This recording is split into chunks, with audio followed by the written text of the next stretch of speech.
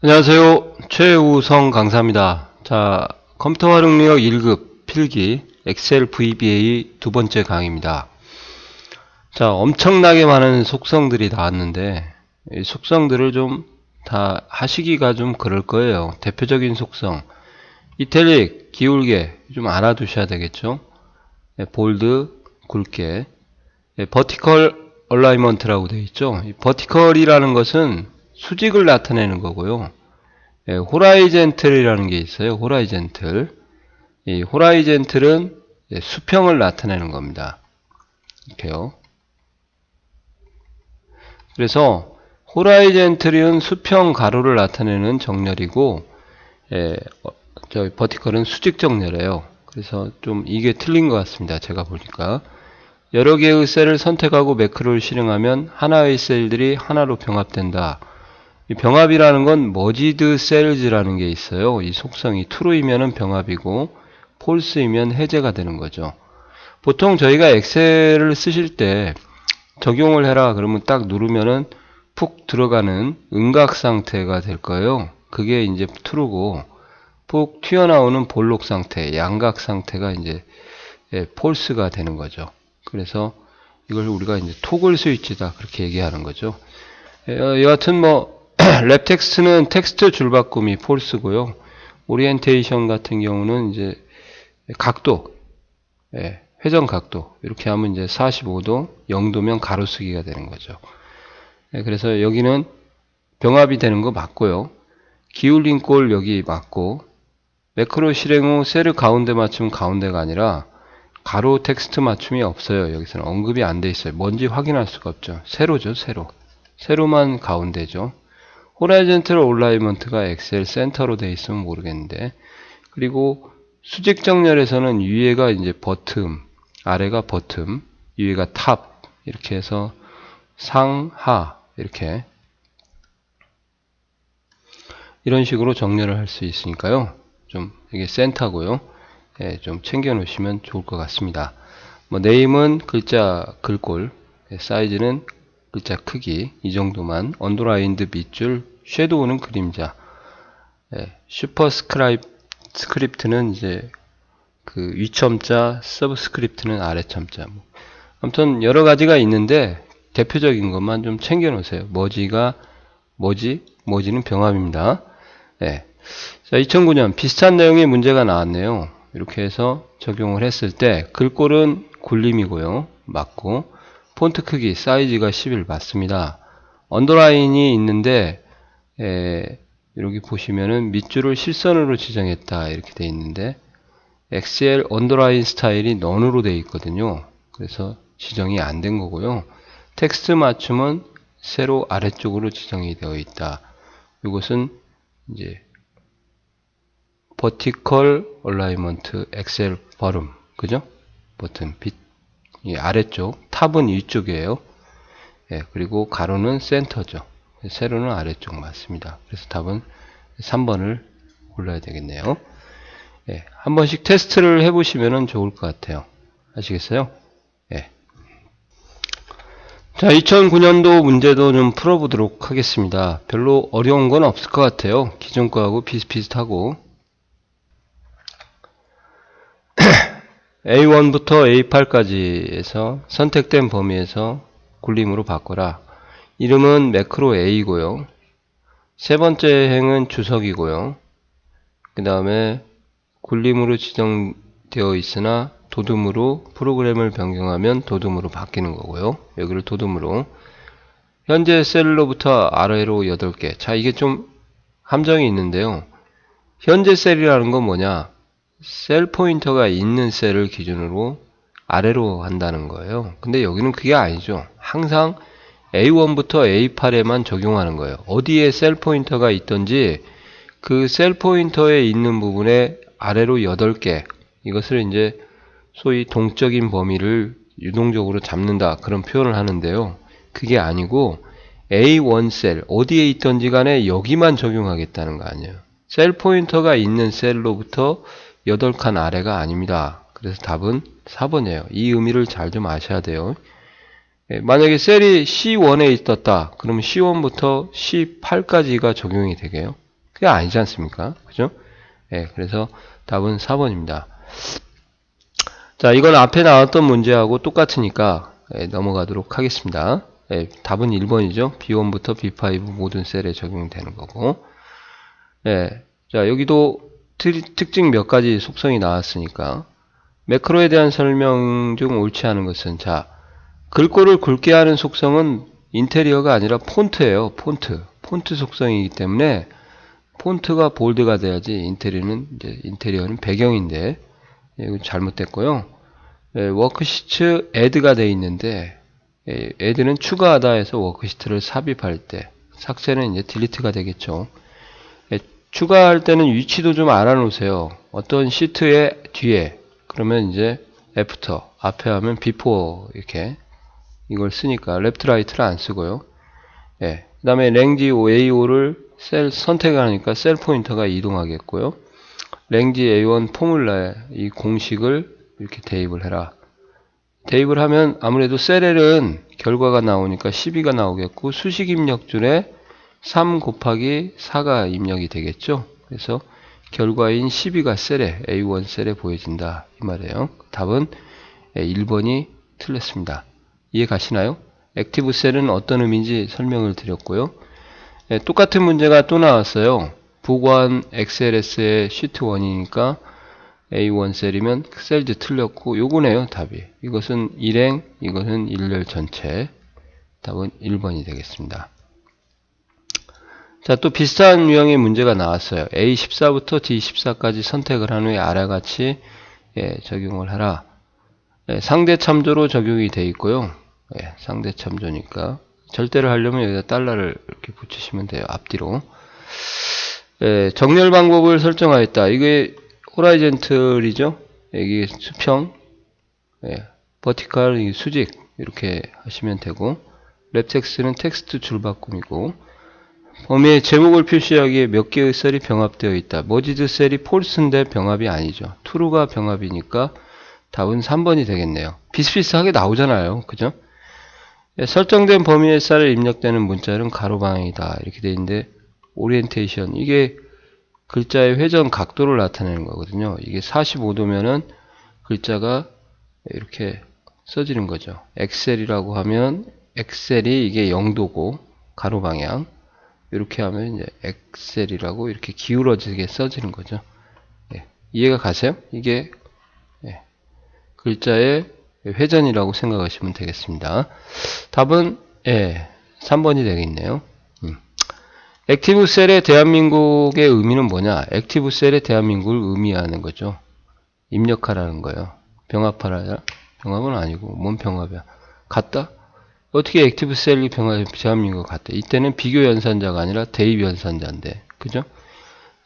뒤에 있는 셀을 앞에다가 대입해라. 웬 또 띄어쓰기가 또. 대한민국 좌표를 액티브 셀로 해라. 아니고요. 현재 셀 포인터가 있는 셀에 대한민국을 입력하라 해서 답은 4번이 되겠습니다. 여기다 밸류 속성을 써줬으면 더 좋았을 텐데, 여하튼 양식 컨트롤의 콤보 상자를 아래와 같이 지정하는 건데, 일단 콤보 상자의 양식 컨트롤의 콤보 상자의 특징을 좀 알아놓으세요. 입력 범위라고 하면은 소스 범위예요. 즉 콤보 상자의 값들을 요 네 값을 파랑, 노랑 이걸 집어넣겠다 이 말이에요. 이게 소스 범위고, 그 다음에 셀 연결은 뭐냐? 소스 범위가 4개가 중에서 빨강을 내가 선택하면 이 B9셀에 2를 입력을 하도록, 이게 연결셀이에요. 파랑하면 2가 입력되겠고, 노랑하면 3, 없으면 4죠. 이렇게 되는 거니까. 만약에 여기 없음했다 그러면 B9 값은 눈에 보이지 않지만 4가 입력되는 거죠. 그래서 여기 보시면 이제 내가 선택한 색깔에 의해서 어디에요? D3셀에 색깔을 보이게 하겠다 이 말이에요. 그죠? 인테리어는 이제 배경색인데 폰트 컬러는 글자색이겠죠. 그래서 D3셀의 인테리어의 컬러 인덱스를 지정을 해주는데 공통 부분에서 빠진 거고요. 케이스 바이 원이면 케이스 바이 원과 같을 때, 즉 누가 1과 같으면, 2와 같으면, 3과 같으면, 4와 같으면 이렇게 되겠죠. 그러니까 결국은 어떠한 값이 2를 뱉어주고 2를 뱉어주고 3을 뱉어주고 4를 뱉어주냐 이 말이죠. 결국은 B9셀이 선택된 값에 의해서 1, 2, 3, 4를 뱉어주기 때문에 여기에 B9셀이 와야 돼요. 상식으로. 그래서 B9셀에 2를 선택하면 1과 같으니까 컬러 인덱스 3번이면 빨간색이고 5번이면 파랑, 6번이면 노랑. 엑셀 너는 없다 그 말 아닙니까? 그러니까 여기 랭지에 B9에 대한 컨트롤이 필요하다는 거죠. 그래서 B9에 있는 값을 이렇게 다중선택 select case라는 문을 써서 if를 사용하지 않고 이렇게 select case 문은 이렇게 생각하시면 돼요. 여기에 들어오는 근거가 case by one 1과 같을 때는 이걸 실행을 하고요. 2와 같을 때는 이걸 실행하고 3과 같을 때는 4와 같을 때는 이렇게 해서 end select로 끝나는 거거든요. 그러니까 여러 가지 값들을 다양하게 나열을 할 때는 if보다 select case 문이 좀 편하긴 합니다. 이렇게 해서 요 특징을 알고 요 특징에 대해서 select case 문까지 아셔야 연계가 돼요. 이건 굉장히 어려운 문제라고 제가 볼 때는 생각이 드는데 공부를 좀 많이 하셔야겠죠. 자, 다음 매크로 코드에 대한 설명으로 맞지 않은 것은 이렇게 되어 있어요. 주석 처리되어서 실행되지 않는다. 맞고 매크로 이름은 매크로지 뭐 매크로1 이건 뭐야? 이런 문제도 나오나? A3부터 E7까지 맞고요. 굵게 바탕채 true 11 이렇게 됐으니까 답은 2번이 되겠네요. 뭐 이런 것이 모르겠습니다. 2007년 다음 엑셀에 대한 설명으로 옳지 않은 것은 이렇게 되어 있는데 워크북들 중에서 북 1을 선택을 액티베이트 활성화시켜라 선택을 하라 맞고요. 그 다음에 워크북 오픈 열어라 라지.xls를 열고 그 다음에 워크북 시트 여러가지 시트 중에서 워크시트 중에서 시트 1번을 액티브 즉 선택하고 활성화시켜라 작업을 해라. 워크시트 1번이라고 하는 것은 여러 개의 시트가 있을 때 A가 B가 있고 C가 있다 D가 있다 4개가 있으면 이 첫 번째 시트를 이렇게 표현해서 돼요. 워크시트 1번 2번은 2번 3번 그렇게 차례대로 이렇게 하는 겁니다. 그러니까 예를 들어서 시트 1이 1번 위치에 있다. 그러면 이제 이렇게 표현해도 결국은 동일하다 이 말이에요. 이 비저블은 숨기다라는 기능을 하고 있어요. 시트 숨기기하고. 그래서 비저블이 눈에 보이는 그런 말이에요. 근데 폴스를 하게 되면 눈에 안 보이니까 숨기는 거고 true를 하게 되면 눈에 보이는 거니까 시트 숨기기예요. 삭제가 아니죠. 삭제는 이제 딜리트 쪽을 사용하시니까 답은 4번을 고르셔야 될 것 같습니다. 그리고 지금까지는 뭐 메서드 속성이 다 섞여져 있었는데 메서드에 관련된 문제만 한번 풀어드리면 add는 아까 워크시트를 추가한다고 했는데요. 어디 앞에 뒤에 할 때 before하고 after를 쓰니까 좀 조심을 해 주십시오. 이게 인수가 들어있는 매개 변수라고 해서 인수붙이 변수라고 하는데요. 이렇게 땡땡을 써주면은 정확하게 표기를 합니다. 그래서 시트 1의 1번 시트에 애프터가 방향이니까 뒤에 앞이냐 뒤에다 들어가고 있으니까 애프터를 선택하시면 되고 레프트 라이트는 안 씁니다. 그래서 정확하게 이해를 해주시면 좋겠어요. add라는 의미를 클리어 포맷이라고 되어 있는데 클리어는 이제 지우기예요. 엑셀에서 지우기를 얘기하는데 클리어의 개념은 클리어를 하게 되면 전체 그 내용이나 서식이나 메모가 모두 지워지는 거고 클리어 포맷 하면은 이제 뭐냐 포맷이 서식이거든요. 서식만 지우는 거고 클리어 콘텐츠 하면 내용만 지워지는 거고 클리어 하면 서식 메모 다 지워지는 거죠. 그래서 A1부터 G3셀까지의 내용이 지워진다. No. 아니에요. 클리어 콘텐츠 좀 알아두셔야 됩니다. 콘텐츠도. 서식은 포맷이고요. 그 다음에 영역이 설정된다. 뭐야? 아니고. 예. 워크시트 전체 내용은 클리어고. 그러니까 답은 서식이 지워진다. 2번이 되겠네요. 자, 2010년에 카피라는 메소드를 가지고 공부를 한번 해보도록 하겠습니다. 자, 카피라는 것은 a copy 메소드 그 다음에 한 칸 띄고 b 그러면 a를 복사해서 b에다가 붙여라 이 말이에요. 이게 복사할 소스고 이것이 타겟이에요. 이것을 잘 개념을 좀 이해를 하셔야 됩니다. 그래서 성적표 B2하고 E5까지 복사를 해서 성적표에 있는 여기까지 B12셀에 붙여넣기 해라 이 말이에요. B2부터 E5 복사한다가 아니라 붙여넣는 것까지 하는 거예요. 붙여넣는 것까지.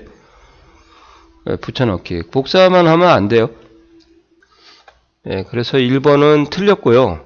2번은 붙여넣기가 돼야 되니까 맞은 것 같습니다. 근데 거꾸로 설명을 했죠. 이걸 복사해서 여기다 붙인다고 해놨네. 틀렸어요. 틀렸고요. 3번이 정답이고요. 셀의 내용 병합 아니가 아니고 머지드가 병합이죠. 이렇게 좀 알아두셔야 될 것 같습니다. 똑같은 문제가 또 나왔네요. 그죠? 그래서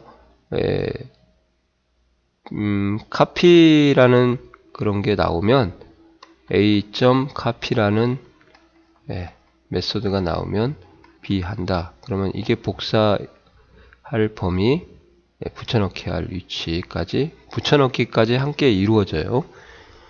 그래서 복사만 하면 틀리고 거꾸로 했으니까 틀리고 이렇게 복사에 붙여넣기까지 한다. 이렇게 해서 답은 똑같이 3번이 되겠습니다. 자, 이렇게 하시면은 어느 정도 해결이 되지 싶은데요. 또 이렇게 어려운 문제도 또 나옵니다. 이렇게. 그래서 어려운 문제가 어떤 문제인가 또 프로시저를 호출한다는 것은 어떠한 서브 프로시저나 펑션 프로시저를 우리가 만들었어요. 프로시저를 만들었는데 이렇게 해서 엔드 서브로 만들었을 거 아니에요? 그러면 딴 프로시저를 또 만들었어요. 거기서 이렇게 불러다 쓸 때 사용하는 건데 옳은 것은 프로시저 이름을 쓰고요. 이게 프로시저 이름이죠. 여기가 인수라고 그래요. 그 인수를 써줄 때 차례대로 이렇게 컴마로 나열하는 게 옳은 방법이에요. 얘를 가로를 안 쓰거든요. 가로를 썼기 때문에 틀린 거고 콜문을 이용해서 이렇게 그 프로시저를 호출할 수도 있는데 콜문을 안 쓸 수도 있고요. 콜문을 썼을 때는 가로를 반드시 열어줘야 콜을 테스트를 여기서부터 여기까지 하겠다. 그렇게 되는 거죠. 가로를 안 쳐주면 얘만 할 건지 얘만 할 건지 모른다. 그렇게 생각하셔도 되겠어요. 그래서 얘는 아예 말도 안 되는 거고 이 두 개는 이 일반적인 문법사항은 테스트라는 이름을 쓰고 컴마로 인수를 나열해도 되고 그 다음에 콜 테스트 하면 이렇게 블록을 잡아서요. 원리는 요 200이 1이 들어가고요. 단가 수량은 500 들어가고 이름은 이순신이 들어가서 200 곱하기 500이니까 520 10만이 되겠네요. 금액은 이렇게 10만이 나오겠고 이름은 이순신. 그래서 이순신의 금액이 10만 합계 그렇게 나오겠네요. 메시지 박스를 이용해서 이거 좀 알아두세요. 이렇게 나올 때는 컴마로 구분을 하고 콜을 쓸 때는 가로를 열고 가로를 닫아야 된다. 좀 알아두시면 좋겠습니다. 또 어려운 거 나왔네요. 또 배열이라는 것은 이제 연속된 공간으로 변수를 선언할 때 저희가 배열을 쓰는데 예를 들면 학교에서 도시락 반찬을 싸갈 때 이런 거 기억나세요? 김치, 깍두기, 계란 이렇게 하나의 반찬통에 여러 가지 반찬을 나눠서 같이 담았던 거 그걸 일종의 배열이라고 보시면 돼요. 그래서 어떠한 저희가 변수를 이렇게 디멘전을 써서 배열 A, 어레이의 이니셜을 써서 이렇게 가로를 열고 닫고 as 타입을 이렇게 써주시면 이게 배열의 형태로 선언을 한다. 그렇게 얘기를 하는데요. 이제 배열에도 1차원 배열이 있고 2차원 배열이 있고 3차원 배열이 있어요. 그 중에서 배열을 선언하실 때 이제 보통 저희가 그냥 A 이렇게 열고 닫고 이렇게 쓰시면은 보통 일반적으로 0부터 시작해요. 인덱스 번호가. 그러니까 반찬 통에 있는 위치를 표시할 때 0, 1, 2, 3, 4, 5 이렇게 쓰는데 인덱스 위치 번호가 0부터 시작하는 게 일반적이거든요. A0 이렇게 그 다음에 A1 이렇게 그죠? 근데 여기서는 이제 뭐냐 옵션 베이스라는 특징을 좀 아셔야 돼요. 이게 들어가면 배열의 요소를 인덱스 번호를 1부터 시작해요. 하늘이 두 쪽 나도. 그러니까 꼭 좀 외워두세요. 이렇게 0이 나올 수가 없어요. 그죠?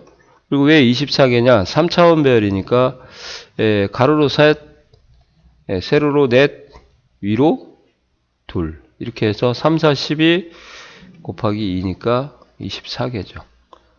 이렇게 인티저 정수형으로 선언했고 사행 일렬의 테이블이 3면으로 되어 있다나 그런 거나 삼행 사열이 2면으로 되어 있거나 다 비슷한 개념 아닌가? 삼행 2열이 면이 4면으로 되어 있거나 다 정육면체의 형태이기 때문에 이렇게 표현할 수 있는 거죠. 이해 가시나요? 그래서 답은 2번이 틀렸어요. 옵션 베이스가 1이라는 것은 항상 배열의 인덱스 번호가 1부터 시작해야 된다. 그걸 좀 알아두시기 바랍니다. 변수의 유효범위라고 되어 있어요. 유효범위라고 하는 것은 변수를 선언할 때 명시적으로 선언을 해야 되는데 가장 선언할 때 모든 프로젝트에 있는 모든 모듈에 사용할 수 있는 것을 우리가 이제 전역 변수다 그렇게 얘기를 하죠. 전역 변수. 그 다음에 이제 모듈 변수가 있어요. 모듈 변수는 하나의 모듈 내에서만 다 쓰는 게 모듈 변수, 전역 변수. 변수 선언부에다가 전역 변수는 이제 퍼블릭을 이렇게 써가지고 선언을 하는 거고 모듈 변수는 디멘전을 써서 변수의 타입을 선언을 하는 거죠. 그리고 이제 프로시저를 써서 서브 프로시저를 이렇게 이름을 쓰고 가로를 열고 닫고 인수가 없고 엔드 서브가 나오는데 이렇게 서브 프로시저 안에다가 또 디멘전을 써서 변수를 선언할 수가 있어요. 바뀌고 이건 아니죠. 그래서 as type integer 이렇게 해야겠다. 이렇게 쓰는데 이렇게 하면은 이걸 우리가 지역 변수라고 그래요. 지역 변수라는 건 뭐냐? 변수를 요 프로시저 내부에서만 쓰는 것을 지역 변수. 또 여기에 또 다른 프로시저가 있다고 가정을 한번 해볼게요. 이름 to 가로 열고 end 서브. 그러면 이렇게 여러 가지에 있는 프로시저에서 모듈 변수라는 것은 이렇게 이 프로시저에서 쓸 수 있고 이 프로시저에서 쓸 수 있어. 모든 모듈 안에 있는 프로시저에 다 쓰는 거고요. 전역 변수는 요거 하나가 모듈인데 또 다른 모듈이 이렇게 있어요. 모듈 2가. 그랬을 때 이렇게 전역 변수를 선언하면 얘도 쓰고 얘도 쓴다. 그 말이죠. 그래서 이렇게 선언한 것을 잘 보시면은 이게 이제 지역 변수라는 거거든요. 지역 변수. 그러니까 지역 변수라고 하면 이 프로시저 내에서만 유효하지 다른 곳에 넘어갈 수가 없어요. 근데 str msg를 썼는데 이거 안 나오죠.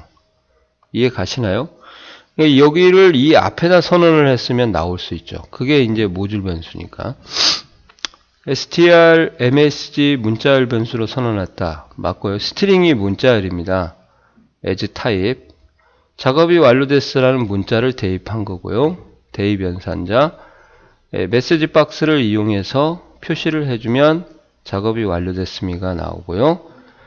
아웃사이드 스코프에서도 로컬 베리어블에서 선언된 strmsg 이렇게 변수가 적용돼서 ms박스에 대화 상대가 표시된다. 이거 못 가져옵니다. 왜? 지역 변수니까 그런 거죠. 그렇게 공부를 하시면 될 것 같습니다. 이 문제도 상당히 좀 어려워요. 프로그램을 어느 정도 좀 알고 계셔야 괜찮을지 싶습니다. 자, 수고하셨습니다. 잠깐 끊었다가 다시 강의를 하도록 하겠습니다.